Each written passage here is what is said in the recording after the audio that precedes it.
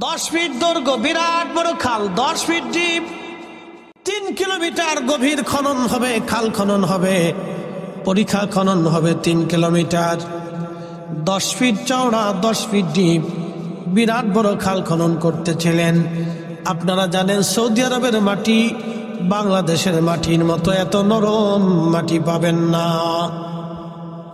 জায়গায় জায়গায় পাথর, মাটি খনন করতে হলেও অনেক বড় কষ্ট হয়। 3000 সাহাবী একাধারে খাল খনন করতেছিলেন। আল্লাহর নবী নিজেও খাল খনন করতেছিলেন। তো খাল খনন করতে করতে একটা মস্ত বড় পাথর পড়ে গেল। 10 ফিট চওড়া, 10 ফিট দৈর্ঘ্য, 10 ফিট গভীর, বিরাট বড় একটা পাথর পড়ে গেল। সাহাবীরা বলেন, ইয়া রাসূলুল্লাহ, এত বড় পাথর যদি খালের মধ্যে থাকে, নবীজি আমরা যুদ্ধ করতে পারবো না। তারা এই পাহাড়, এই পাথর বেয়ে বেয়ে তারা আমাদেরকে আক্রমণ করবে, আমরা বিপদগ্রস্ত হয়ে যাব। আল্লাহ নবী একটা হাতুড়ি নিয়ে পাথরের কাছে গেলেন, পাথরের মধ্যে একটা আঘাত করলেন। এক আঘাতে 3টা খণ্ড হলো। একসাথে বলবেন আল্লাহু আকবার।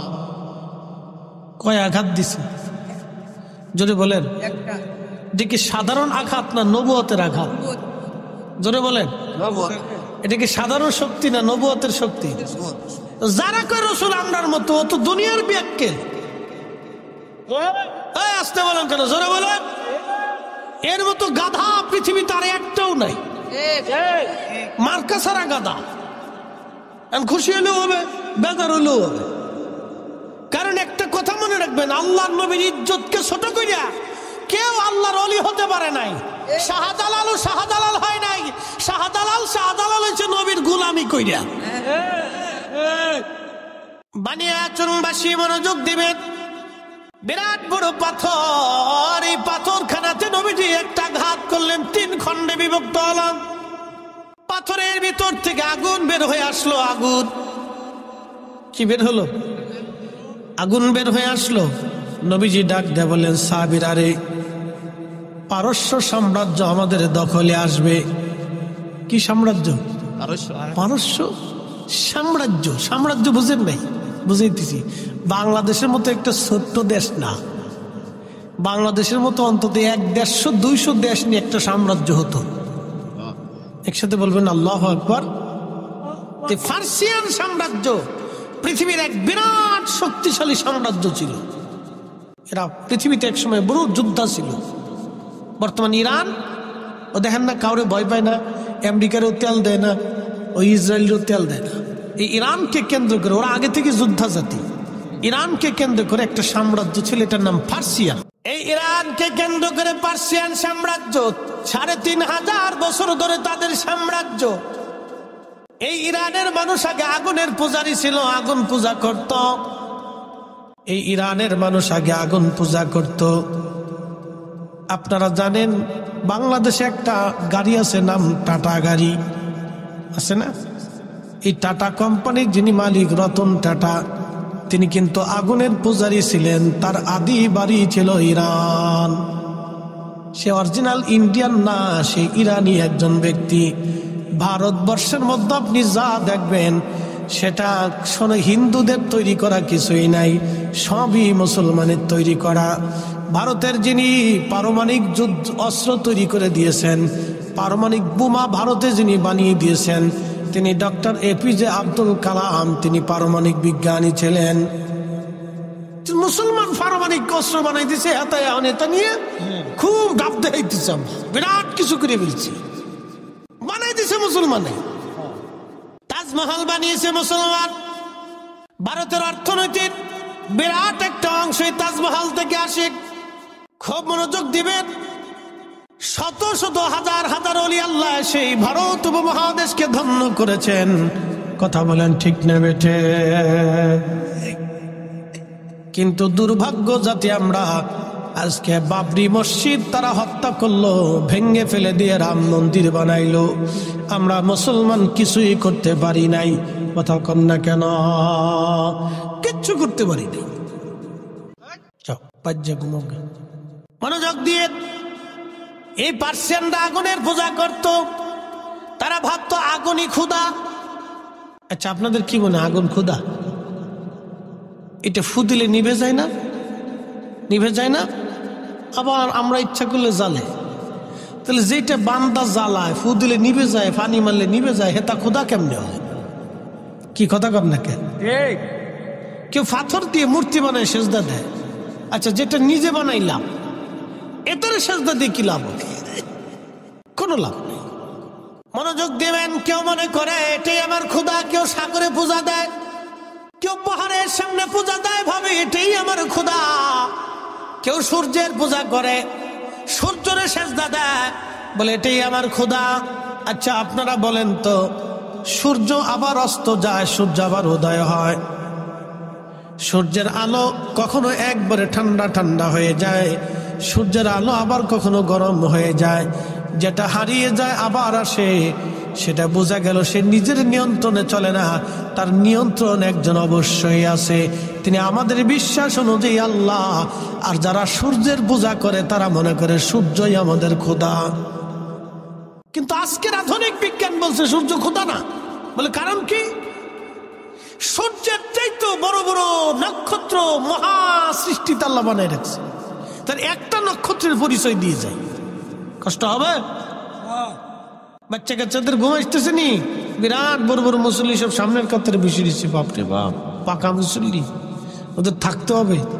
ওরা না থাকলে আগামী দিন অন্ধকার হয়ে যাবে, ওরাই থাকবে, আমরা কবরে চলে যাব। ঠিক কিনা? মুসলমান বানিয়াচলবাসী, এই সূর্যটা 13 লক্ষ পৃথিবী এক জায়গা করলে যত বড় একটা সূর্য তত বড়। তাহলে যারা সাগরকে সেজদা দেয়, সাগরের পূজা করে, বোঝা গেল তারাও ভুলের মধ্যে আছে। কারণ এই সাগরের চাইতে বড় কিছু আল্লাহ বানাইছে, সেটা হলো সূর্য।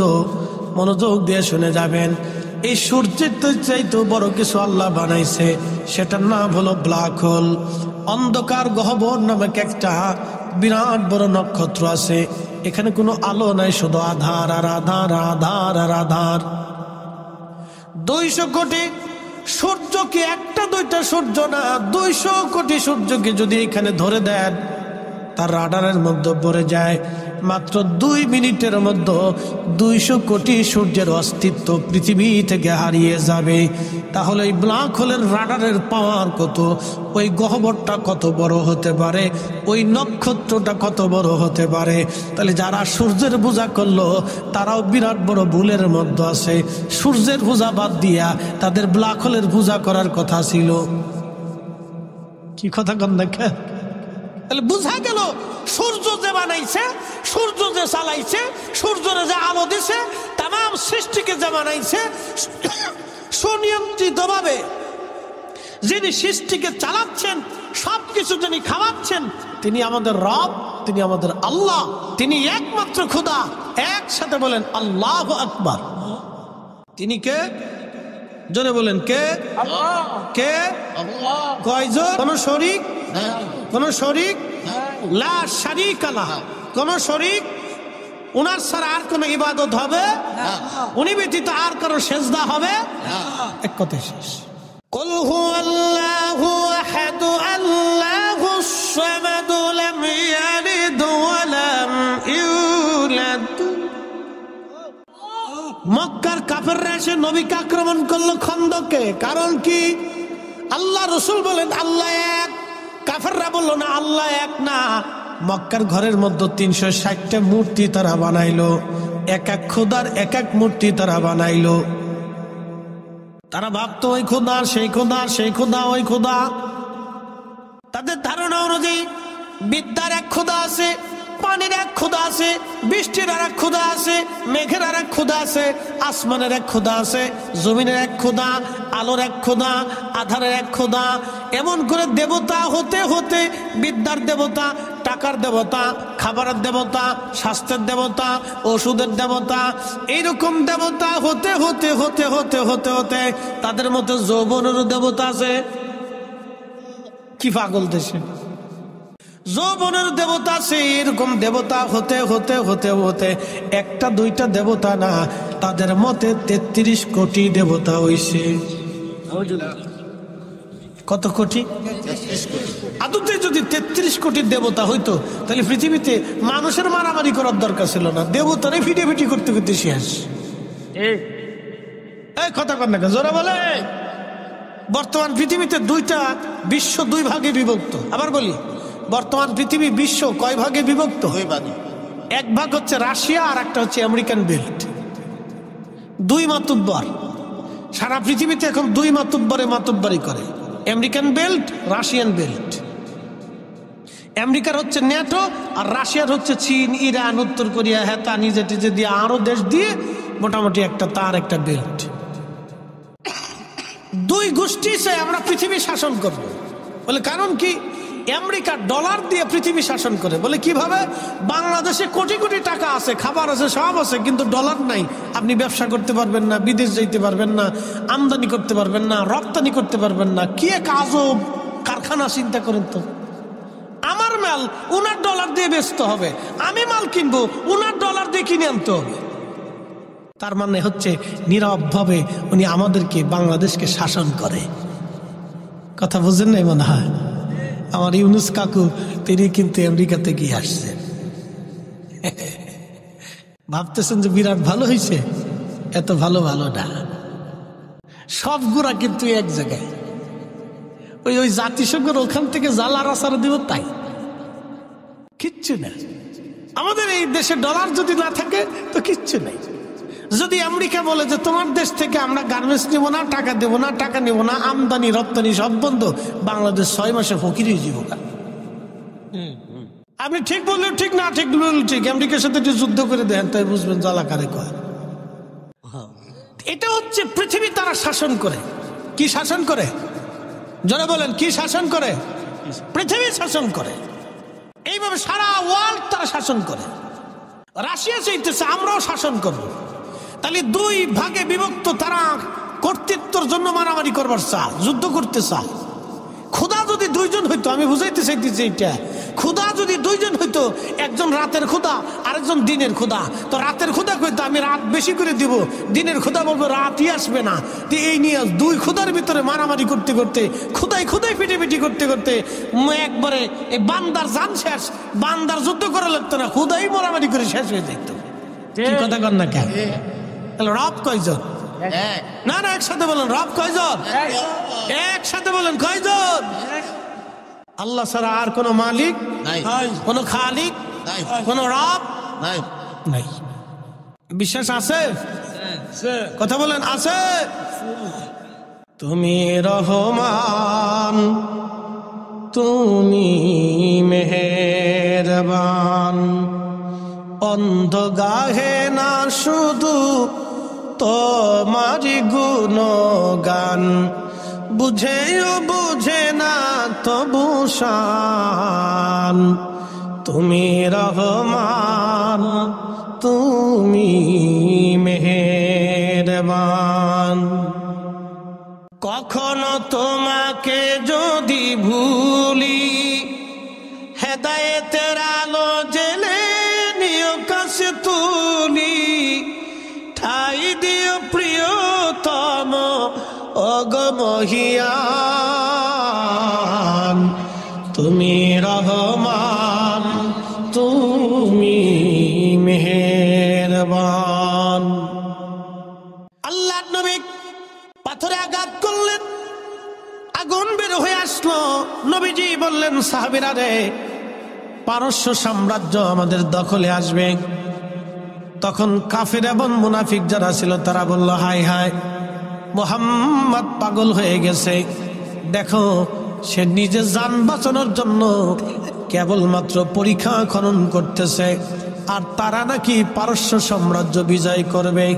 কিন্তু সেই দিন সাহাবীরা বিনা বাক্যে, বিনা দলিলে আমার রসুলের কথা মেনে নিয়েছিলেন, বিশ্বাস করেছিলেন। হ্যাঁ, রসুল বলেছেন পার্সিয়ান সাম্রাজ্য বিজয় হবে, ঠিকই পার্সিয়ান সাম্রাজ্য বিজয় হবে। একবার জোরে বলা যাবে কি ইয়া রাসূলুল্লাহ? বানিয়াচুনবাসী মনোযোগ দিবেন। পাথরে একটা আঘাত করার কারণে 3টা টুকরা হলো। এরপরে নবীজি আর একটা আঘাত করলেন, বাকি খণ্ডগুলি 3টা করে খণ্ড হয়ে গেল। 3 খণ্ড 9 খণ্ড হলো, ওখান থেকে আগুন বের হয়ে আসলো। নবীজি বললেন, সাহাবীরা রে, রোম সাম্রাজ্য বিজয় হবে, রোম সাম্রাজ্য বিজয় হবে। আল্লাহর নবী এই কথা বলার পরে সাহাবীরা বিনা বাক্যে বিশ্বাস করে নিল, হ্যাঁ রসুল যেটা বলেছেন এটাই ঠিক। আল্লাহর নবীর একটা কথাও কখনো মিথ্যা হয় নাই, ভুলে পর্যবসিত হয় নাই। একবার জোরে বলা যাবে কি মারহাবা? আপনাদের কি মনে হয় রসুলের কথা 2-1টা মিথ্যা হবে না? ভুল টুল হবে? তিনি যা ভবিষ্যৎবাণী করেছেন তা হবে কিনা? জোরে বলেন হবে কিনা? কিয়ামতের আলামত 2 ধরনের। কয় ধরনের? একটা আলামতে সুগরা, আলামতে কুবরা। বসে যান, ভালো করে শুনে যান। আলামতে সুগরা হলো ছোট ছোট আলামত, আলামতে কুবরা হচ্ছে বড় বড় আলামত। বড় আলামত আসার আগে পৃথিবীতে ছোট ছোট আলামত আসবে। বড় আলামতের মধ্যে অন্যতম আলামত হলো ইমাম মাহাদি দুনিয়াতে আসবে। কিন্তু ইমাম মাহাদি দুনিয়াতে আসার আগে আলামতে সুগরা সংগঠিত হবে। তার একটা আলামতে সুগরা হলো উম্মত নামাজ মেরে ফেলবে। বলে হুজুর উম্মত কিভাবে নামাজ মারবে? সুদও খাবে নামাজও পড়বে, ঘুষও খাবে নামাজও পড়বে, অকাম কুকাম করবে নামাজও পড়বে। এই নামাজের 4 পয়সা মূল্য নাই। কথা কন না কেন? আমি আরেকটু ভালো করে বুঝাই, মনোযোগ দিন। আপনি মসজিদে যে নামাজে দাঁড়াইছেন কিন্তু ওযু নাই, নামাজ হবে? যদি মসজিদে যাওয়ার আগে শুয়োরের গোশত খাইয়ে, রুটি দিয়ে খাইয়ে, ফ্রাই ট্রাই করে খাইয়ে আপনি নামাজে দাঁড়ান, যদি মেসাক টেসাক করিয়া একবারে সেন্ট পেট বাইরে উজু টুজু করে গোসল টোসল করিয়া একবার সুন্দর করে ফাগরি ফুগরি বাইন্দে, জুব্বা জব্বি বাইন্দে, সৌদি আরবের মদিনার আতর মাখাইয়া, মক্কার আতর টাতর মাখাইয়া, সুন্দর একটা মক্কা মদিনার থেকে যায় নামাজ আছেন এটি বিছাইয়া সারা রাত্রে নামাজ পড়ছেন, কিন্তু খাইয়েছেন শুয়োরের গোশত। একসাথে বলেন, জোরে বলেন, জোরে বলেন, হবে হবে? তো তা যদি না হয়, তো সুদের টাকার ঘুষের টাকা দিয়ে গরুর গোশত খেয়ে নামাজ পড়লে তা কেমনে হবে? কি কথা কন না কেন? জোরে বলেন। কোন সুযোগ আছে? কোন সুযোগ নাই। আল্লাহ পাক, জোরে বলেন আল্লাহ কি? না না, জোরে বলেন আল্লাহ কি? নবী কি?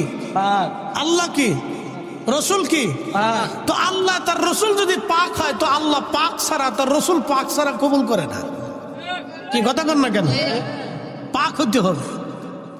কষ্ট হলি হইগে কিছু করার নাই, বেজার হলেও হইগে কিছু করার নাই। বাবা, হক কথা তিতা লাগে।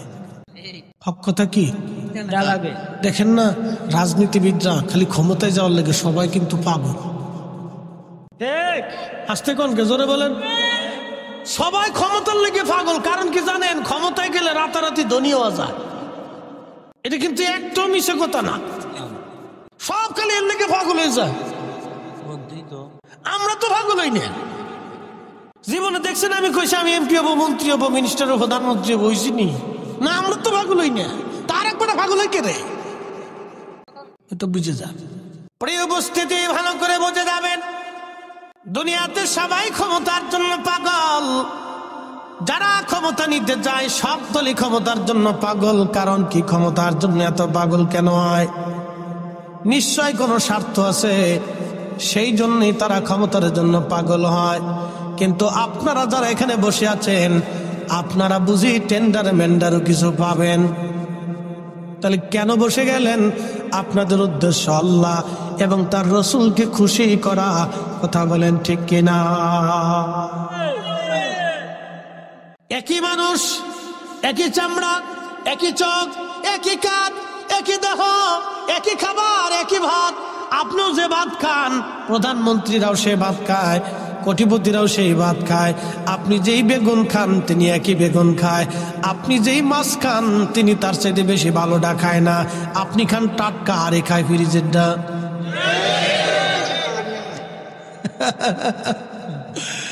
আল্লাহ আপনাদের ভালোটা খাওয়াইছে, আপনি খান টাটকা, একে ফ্রিজেরটা।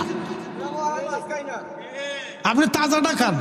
ও ঠিক আছে, রান্না করার পরেও কি তাজা থাকে? আচ্ছা থাক, অসুবিধা নাই। না ঠিক আছে, আপনারা ভাগ্য ভালো তাজাটা খান, এবারে ফ্রেশটা খান, ফ্রেশ টাটকা টাটকা টাটকা টাটকা মারহাবা কর না। আর যা দিয়ে খান সেটাই টেস্ট লাগে। কথা খারাপ কইছি? এখন বলি জবাব দিবেন তো, আল্লাহর সিদ্ধান্তের বাহিরে আপনি কি একটা ভাতের দানা বেশি খেতে পারবেন? বিশ্বাস আছে ভাই? একটা দানা বেশি খাওয়ার সুযোগ আমাদের নাই, কোনো সুযোগ নেই। হাজার কোটি টাকা ব্যাংকে ভরে থাকবে, খাইতে পারবে না। দেখবেন যে ওই আপনার কি কয়, ওই যে ডায়াবেটিস, প্রেশার, হার্ট, এইটা সেইটা, কিডনি ফিডনি, এইটা ভিতরে সব পার্টস পাতি সব লুজ হয়ে গেছে। লুজ এটা কি পানি? চা, কিন্তু ভিতর তো লাল পানি, কিন্তু এটা মদ না। এরকম কিছু রঙের লাল পানি খেয়ে তারপরে ঘুমায়, ঘুম আসে না। শোক নাহি রে সুখ পরাণের পাখি, লাল পানি খাইয়া হেতায় ঘুমাই পড়িয়া থাকি, হেতার সুখ নাই রে। শান্তিকে আমরা দেব না আল্লাহ দেবে? আল্লাহ, আল্লাহ দেয়। আপনি শুকরিয়া আদায় করেন, এদের 500 বছর আগে আপনি জান্নাতে যাবেন। একসাথে বলেন আল্লাহু আকবার। এ বাপ, কত বছর আগে? 500। আল্লাহ রসুলের একটা কথাও কখনো মিথ্যা হবে না, ঠিক কিনা?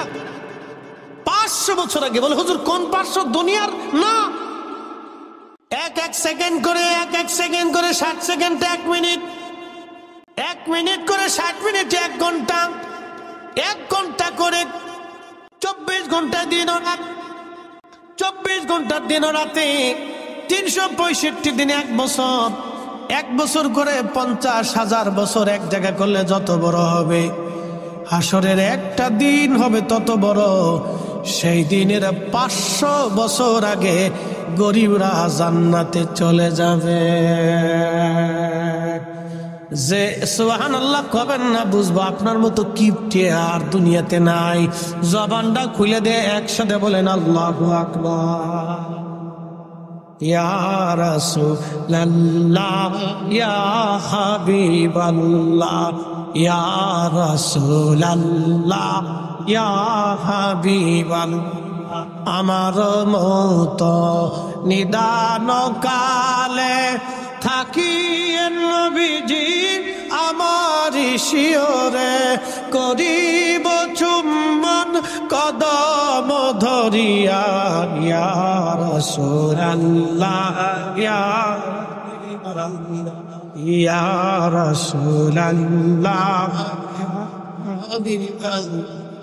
মাতা পিতা যাহাদের অন্ধকার কবরে, দেখি নবীজি মায়াবী নজরে, তরায়া লইও হাসর মাজারে, তরায়া লইও হাসর মাজারে, ইয়া রাসূলুল্লাহ, ইয়া হাবিবাল্লাহ, ইয়া রাসূলুল্লাহ, ইয়া হাবিবাল্লাহ। আল্লাহুম্মা সাল্লি আলা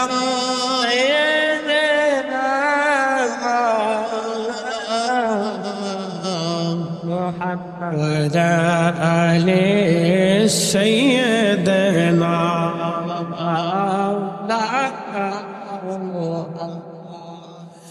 বানিয়াচুংবাসী মনোযোগ দিবেন, রোম সাম্রাজ্য বিজয় হবে।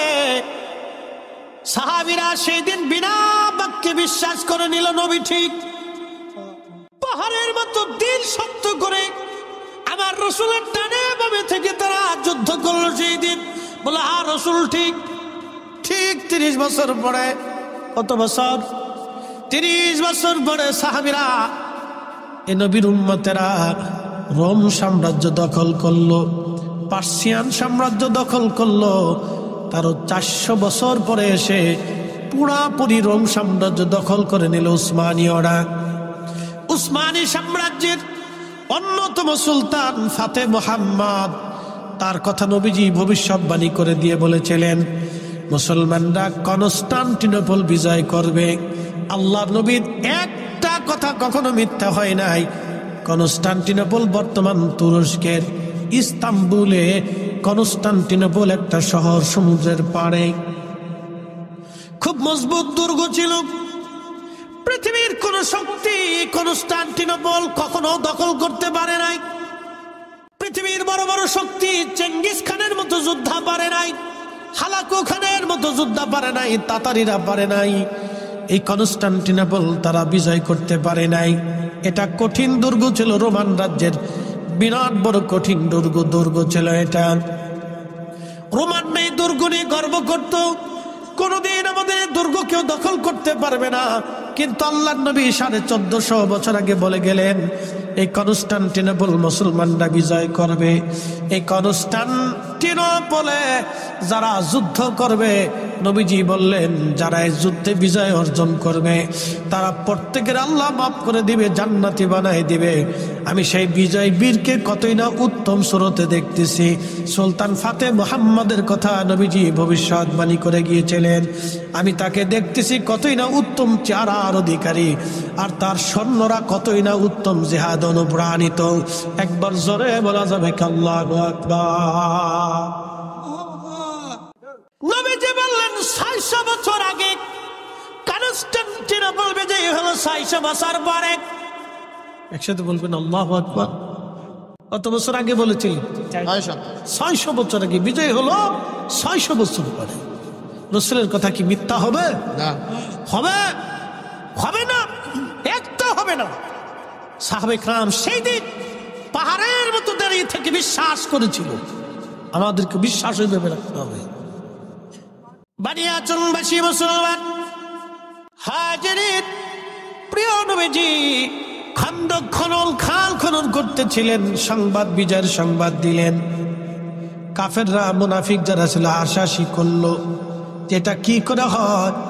নিজের খবর নিজে বাঁচার জন্য যিনি খাল খনন করে তারা বলে রোম সাম্রাজ্য, পার্সিয়ান সাম্রাজ্য বলে তারা বিজয় করবে।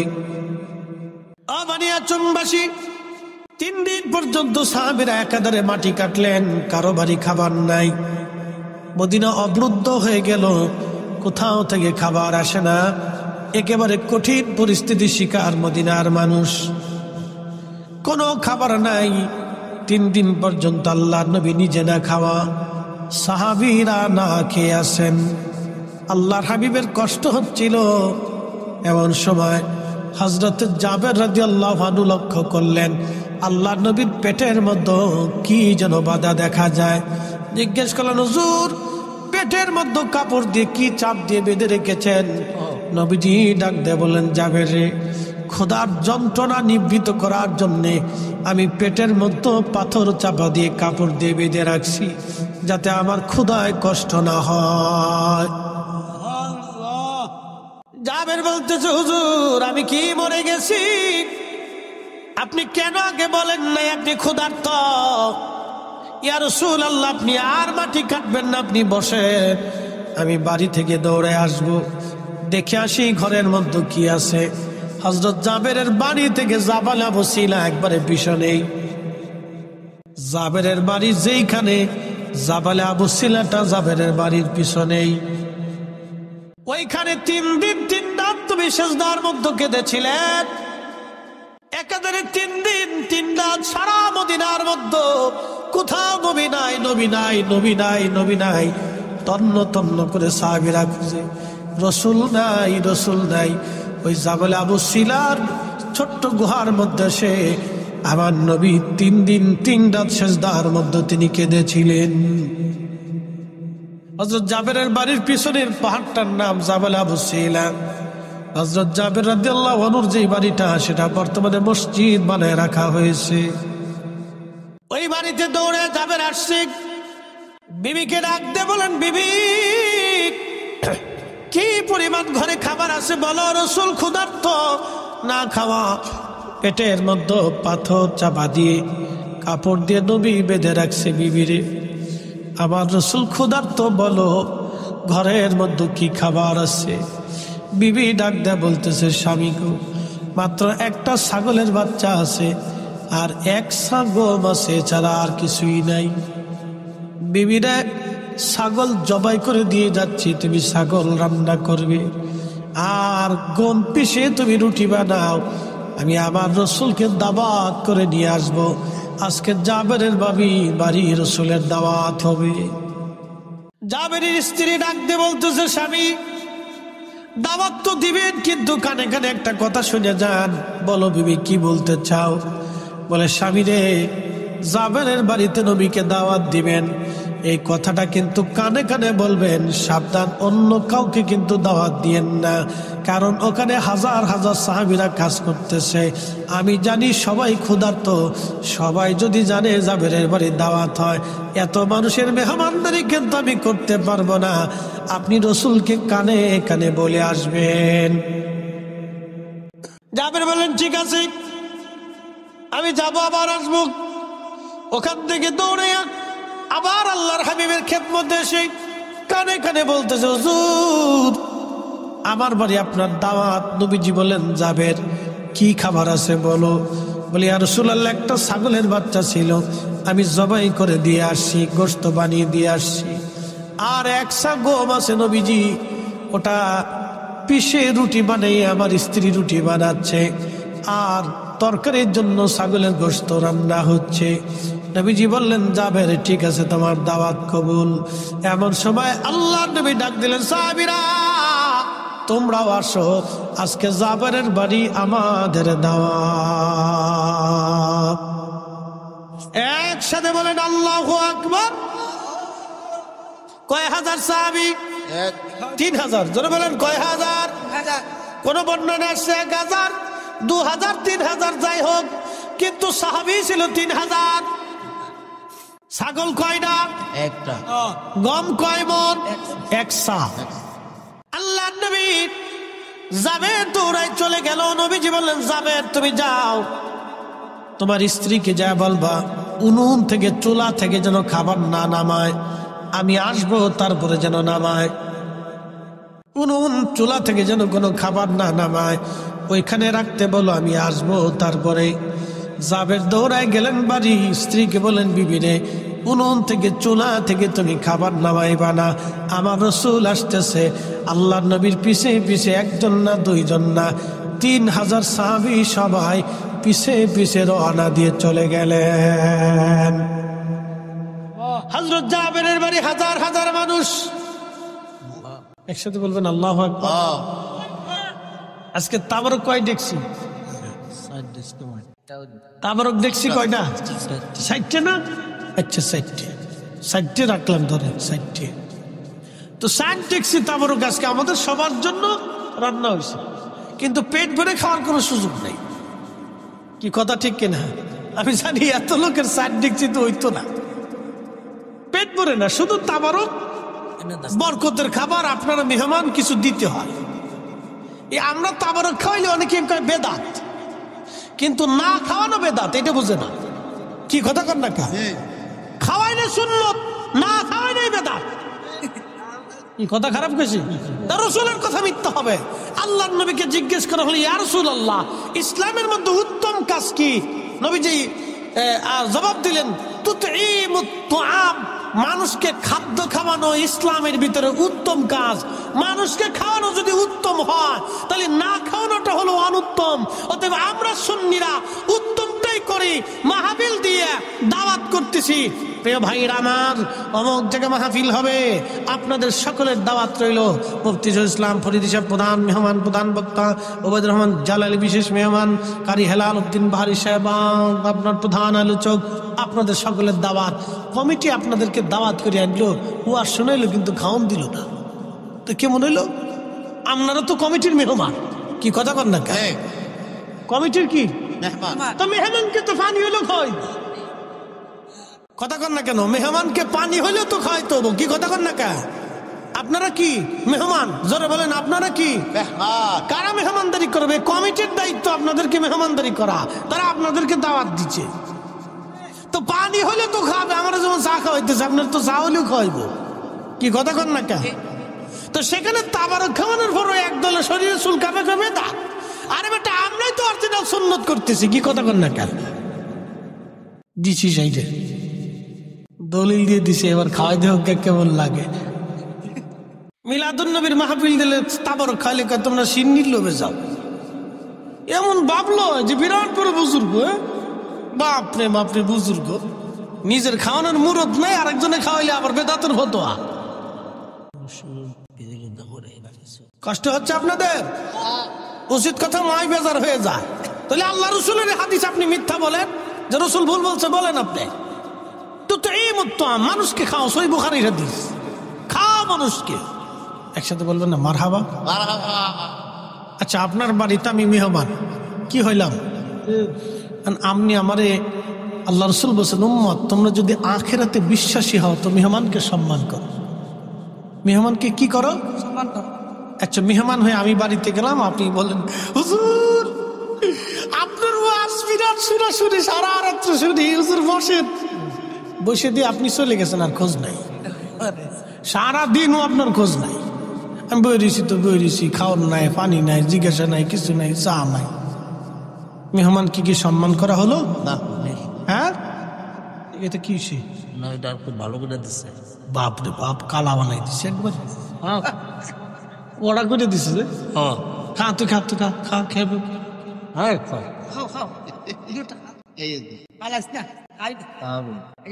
খাইস নে, খাইস নে, খাইস নে, বিপদ আছে, খাইস নে, বিপদ আছে, খাইস নে, খাইস নে, খাইস নে। সহজ সরল মানুষ কোন দিকে যাইব, তাল পাইতেছে না, তাল পাইতেছে না। মরে গেলে মরে যায় গা, তো জানাজা পরে যাবো আজকে ইনশাল্লাহ, চিন্তা নাই। একসাথে বলি না আল্লাহু আকবার,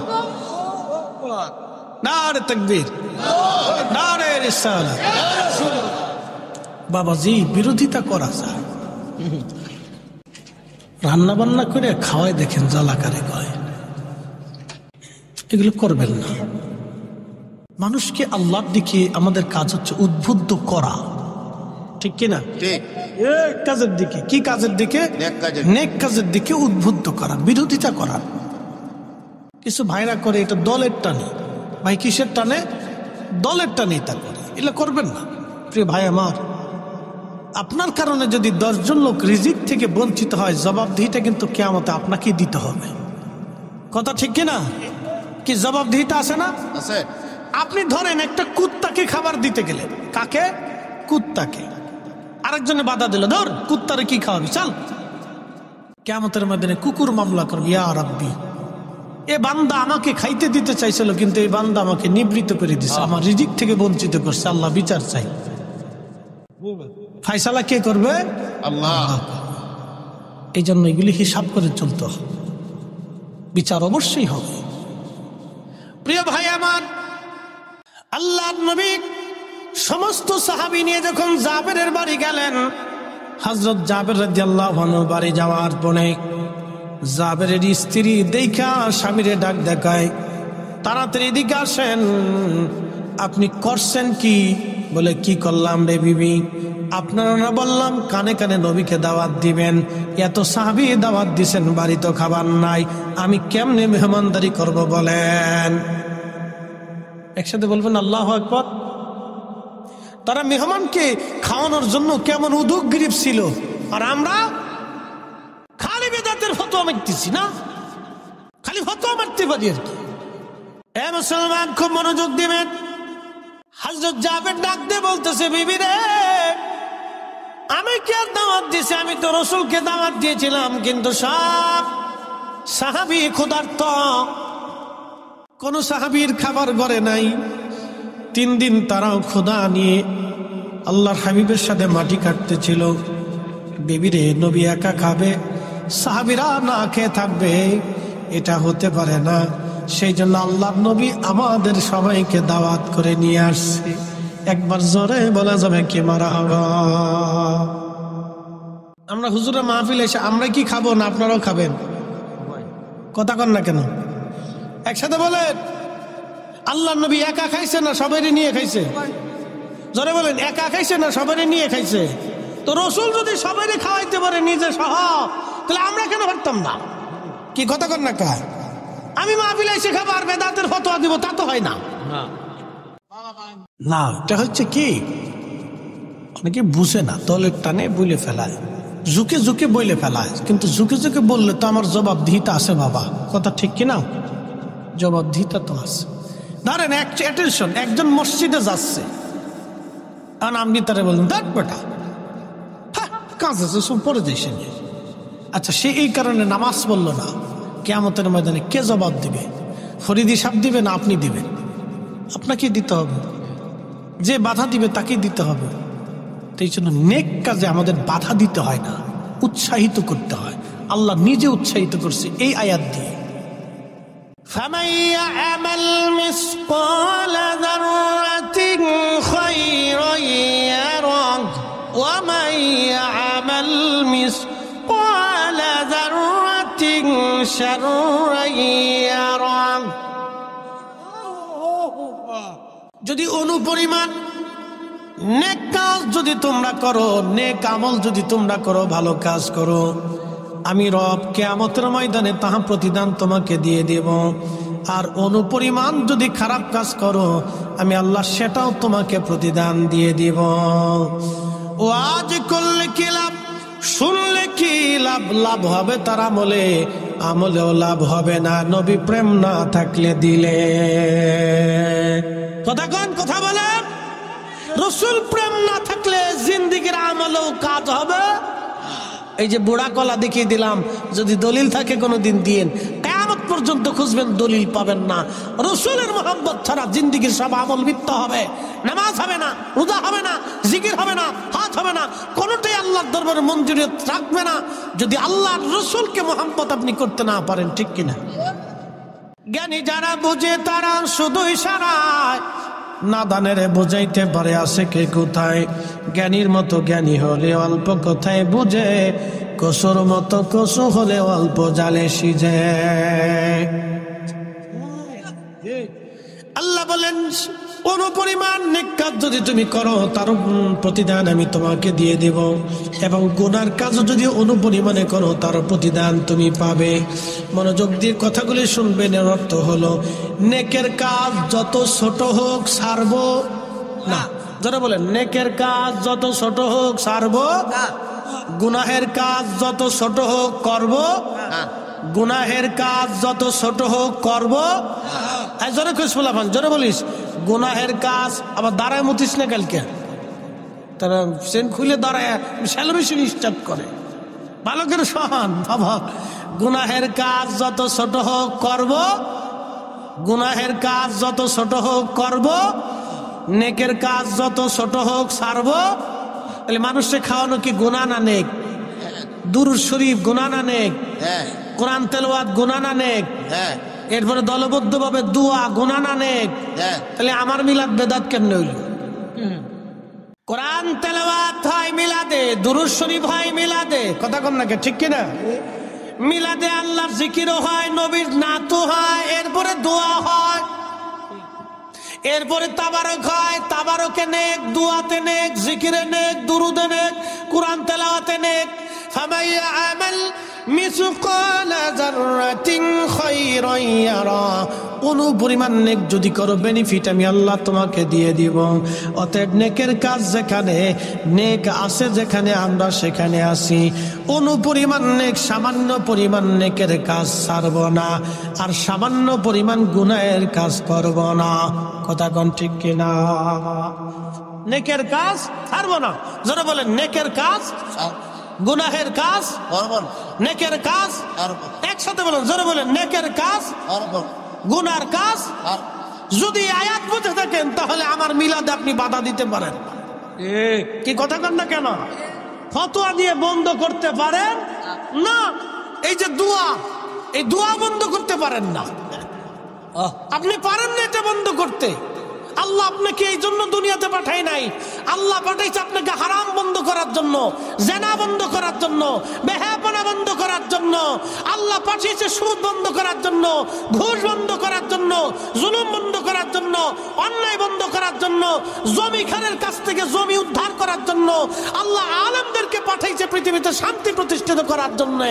নবীর দুরূদ, নবীর আল্লাহর কাছে দোয়া, জিকির, ফিকির, সালাত, ভালো খাবার, ভালো নেক আমল বন্ধের জন্য আল্লাহ আলেমদেরকে দুনিয়াতে পাঠাই নাই। কথা কোন ঠিক কিনা?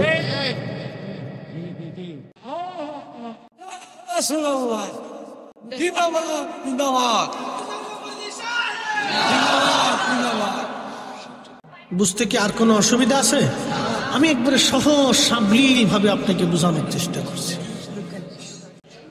বাবাজি আমার, আল্লাহ আমাদেরকে প্রত্যেকে আল্লাহর আদালতে দাঁড়াইতে হয়, কথা ঠিক কিনা? একটু জবান খুলে দুরূদ শরীফ পড়েন, আল্লাহুম্মা সাল্লি আল্লাহু আকবার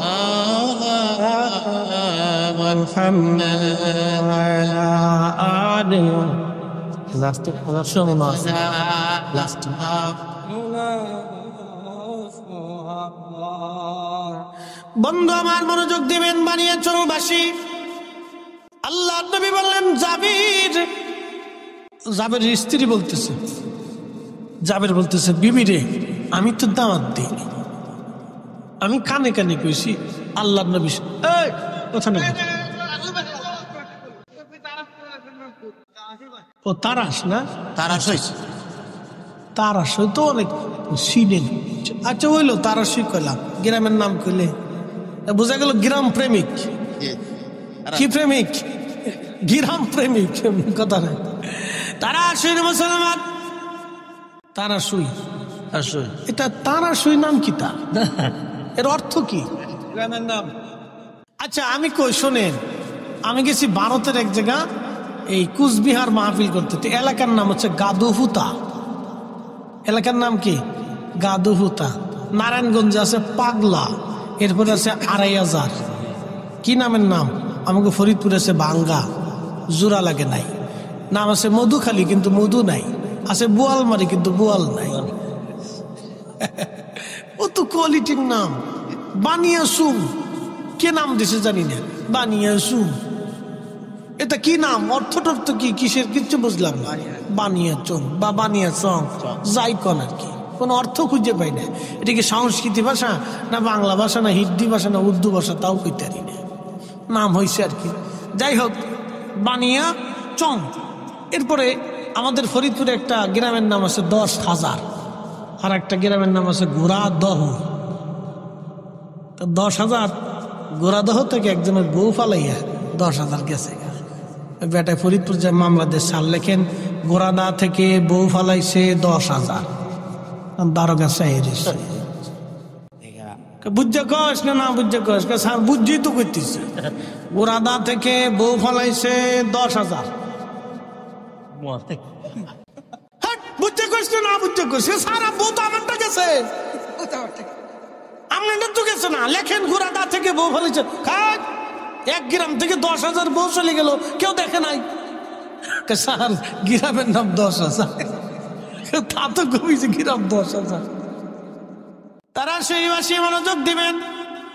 হাজিরিন, আল্লাহ নবীর সাহাবী জাবেরের স্ত্রী বলতেছে, স্বামী রাসূল যেহেতু দাওয়াত দিয়েছে, তাহলে আমার আর কোনো চিন্তার কারণ নাই, কারণ আল্লাহ নবী নিজে হাতে বেড়ে খাওয়াবে, আমি আর চিন্তা করতেছি না। একবার জোরে বলা যাবে কি মারহাবা। সাহাবীদের ইয়াকিন দেখছেন রাসূলের প্রতি, বিশ্বাস দেখেন। আরে জীবনের সব কিছু দিয়ে তারা সাহাবীরা নবীকে বিশ্বাস করত, কথা ঠিক কিনা? আমার চিন্তা নেই। আল্লাহ নবী বললেন, জাবের তোমার স্ত্রীকে ভিতরে যেতে বলো। ভিতরে চলে গেল। উনুন থেকে হযরত জাবের নবী বললেন, খাবারগুলি নামাও, কাপড় দিয়ে ঢেকে দাও। তরকারির পাত্র নামায়া কাপড় দিয়ে ঢাকা হলো, রুটির পাত্র নামায়া কাপড় দিয়ে ঢাকা হলো। আল্লাহ নবী বললেন, জাবের রে, সব সাহাবীদেরকে কাতার করে বসতে বলো। সব সাহাবী কাতার করে বসে গেলেন। ৩,০০০ সাহাবী কাতার করে বসা। নবীজি ৩টে রুটি হাত দিয়ে ঢুকাইলেন, বাম হাত দিয়া। আল্লাহ নবী পাত্রের উপরে হাত মোবারক রাখলেন, ডান হাত দিয়ে ৩টে রুটি নিলেন। আবার তরকারির পাত্রের মধ্যে হাত দিয়ে নবী ১ চামচ তরকারি নিলেন।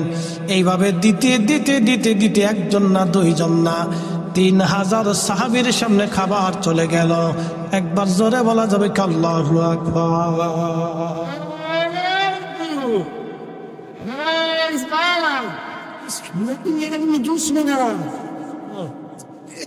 রুটি গেল কয় হাজার? রুটি ৩,০০০ গেছে, মানুষই ৩,০০০। ৩টে করে রুটি গেলে কয় হাজার হয় রে? হ্যাঁ মুসল্লি ফাঁকা, হিসাব দিয়ে বালা খরচ, অঙ্কে ফাঁকা। রুটি গেছে 9,000, একসাথে বলবেন আল্লাহু আকবার। গম কয় মণ? এক সা, 3.5 বরাবর। 3.5 বুঝেন নাই? তাহলে কয় সমান এবার চিন্তা করেন। 1 সা মানে 3.5 বরাবর, তাহলে কয় সমান এবার হিসাব করেন। মানুষ 3,000, একসাথে কোন আল্লাহু আকবার। রুটি গেল কয় হাজার, বাকি রুটি কোথা থেকে আসলো? যার হাতের নিচে এত বরকত তিনি নিজে ক্ষুধার্ত। তাই বলে কি আপনি বলবেন রাসূল ক্ষুধার্ত ছিল, নবী অভাবী ছিল, দরিদ্র ছিল, মিসকিন ছিল? নবীকে যেমন মিসকিন বলা যায় না, কারণ নবী দু জাহানের সর্দার, বাদশাহের বাদশা, সুলতানের সুলতান, তিনি ধনীর ধনী, দু জাহানের ধনী, সাইয়্যিদুল কাউনাইন ওয়াস সাকালাইন। ঠিক কিনা? আমার আপনার মতো বাজারে গেছে বিদায় আমার মতো ভাবা যাবে না, আমার মতো খাইছে বিদায় নবীকে আমার মতো খাদক মনে করা যাবে না। আল্লাহ নবীর স্ত্রী আমাদের মা ছিলেন 11 জন। আপনার যদি সামর্থ্য হয় তো 11টা বিয়ে করে দেখেন। যদি বুড়িগঙ্গার পানির মধ্যে না চুবাইছে, আমি ফরিদি জীবনে আর ওয়াজ করব না। আমার মসজিদ বুড়িগঙ্গার পারে, তো হাসনাবাদ হাউজিং এ জমা পড়ে 4-5 হাজার মুসল্লি হয়। আমি একদিন বললাম যে আপনারা তো খালি বলেন রসুল আমরার মতো, তার নিয়ে 90% তা বুঝছেন। তা বললাম যে এই গাইডের শুনি 90%, বুঝছিল?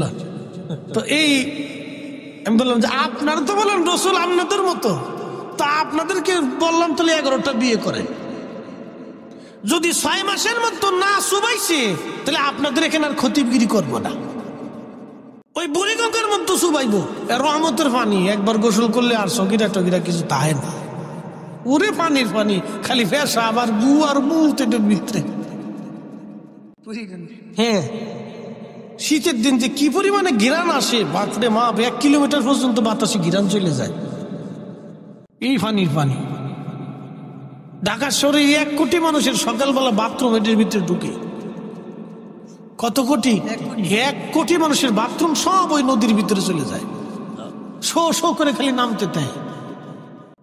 পেশাব এটা সেটা কত ফসা গান্দা, বাপরে বাপ। এটার ভিতরে যদি একবার শুবানো যায় গুনাহ মাফ। বললাম 11টা স্ত্রী কবুল করে দেখেন, যদি বউরা মিলে বুড়িগঙ্গার মতো না শুবাইছে তো আমার নাম চেঞ্জ করে দেব, আর জীবন আপনাদের নামাজ পড়াইতাম না। আমাদের নুরুল ইসলাম ফারুকী সাহেব শহীদ হয়েছেন, আল্লাহ তার জান্নাতের আলা মাকাম দান করুন। একদিন তিনি ওয়াজে শুনতেছি, ইনি বলতেছেন উনি যখন সৌদি আরব চাকরি করে তখন এক বাঙালি আর এক আরাবিয়ান দুইজনে মারামারি করতেছে। তো বাঙালিদের তো একটা স্বভাব আসে, হাতে কুলাইতে না পারলে কিছু না পাইলে ফার জুতাটা খুলে, কিছু না পাইল। বাঙালি কিন্তু খালি হাতে মারামারি করতে পারে না, বাঙালিরা একটা বদ অভ্যাস আছে, বলে চলে কম, তো আরাবিয়ানরা খুব শক্তিশালী, বিরাট শক্তিশালী না, এর গুতাই মতে কিলিয়ে পারে না। কিছু না হইয়া সৌদি আরব যেহেন সে লাঠি সুটি পাবেন না, জুতা খুলে নিয়ে জুতা দিয়ে ফিটে দিচ্ছে। কারণ জুতা যেখান যখন ফিটে তখন সৌদিয়ান দাঁড়ায় গেলে আসে। ফারুকী সাহেব বলতেছে আমি দৌড়ে গেছি, যে সারাসারি করে বললাম কি রে তোরে জুতা দিয়ে ফিটাচ্ছে, তা তুই খালি হাসতেছিস কারণ কি? তো আরাবিয়ান কয় বাঙালি রে, কেউ তো কাপুরুষ। বলে কারণ কি? দেহস না জুতা দিয়ে ফিটাইতেছে। জুতা দিয়ে ফিটাইলে কাপুরুষ কেমনি হয়? কয় শোন, আমার অনেকগুলি বউ আছে, মাঝে মাঝে বউরা আমার জুতা দিয়ে ফিটায়। তো তো মহিলা এর লেগে জুতা দিয়ে ফিটায়। সৌদিয়ান ভাবছে যে বেডি, হে তোর বউরা হেরে জুতা দিয়ে ফিটায়, এর লেগে করতেছে তো বেডি, এর লেগেও আমার জুতা দিয়ে ফিটাইতেছে। তাহলে বুঝেন সৌদিয়ান না 8টা 10টা 12টা 20টা বিয়ে করে সুখে দেয়, মাঝে মধ্যে হেরাও ফিটে নি খা, কিন্তু কয় না। কি কথা কর না কে কয় না, ফিটে ফিটে খেয়ে চুপ সপ্তাহে। মনোযোগ দিয়ে শুনে যাবেন।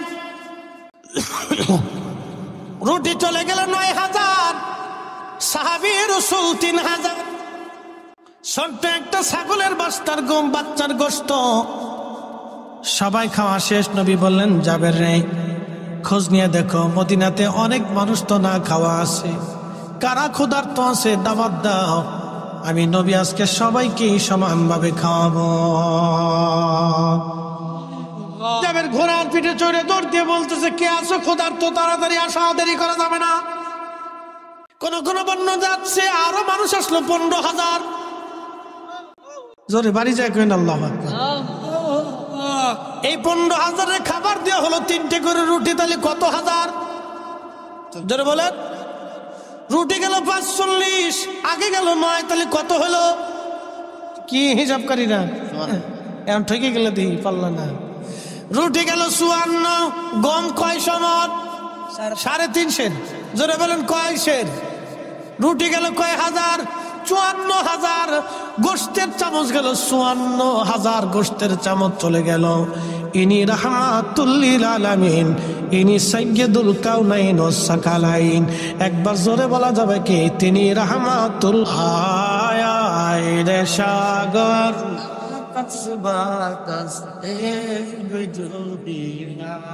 ত্রিভুবনের প্রিয় মোহাম্মদ এলো রে দুনিয়ায়, রে সাগর আকাশ বাতাস আল্লাহুম্মা সাল্লি আলা, আহা জবান খুলে, মুহাম্মাদ আলা আলে সাইয়্যিদিনা। সভাপতি সবার মাদ্রাসা আছে, সুন্নি মাদ্রাসা, বলার জন্য বলছি।